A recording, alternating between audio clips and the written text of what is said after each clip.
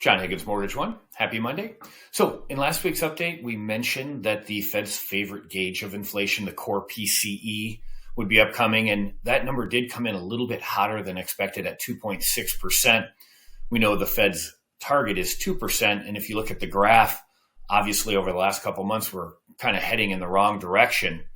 But what's interesting is all of a sudden we found ourselves with the best rates we've seen since last October.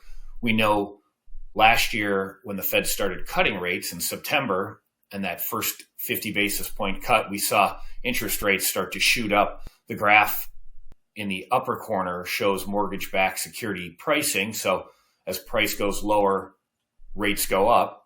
And we really finished ugly at the end of 2024. But as the price has improved here and the graph is upward sloping, we all of a sudden find ourselves with a 10-year treasury at 4.25%. Just at the end of the year, it looked like we were heading to 5%. So really good news on the trend as far as interest rates go. What has this translated to our actual mortgage rates as far as the 30-year fixed? Last week, we were at 6.87. This week, we ended at 6.76. And honestly, our posted rates are probably a little bit better than what Freddie Mac is showing. So the trend has really been good as far as interest rates.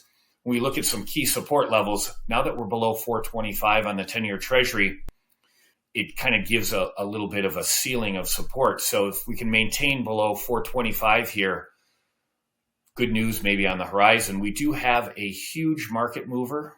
Most weeks we have one thing out.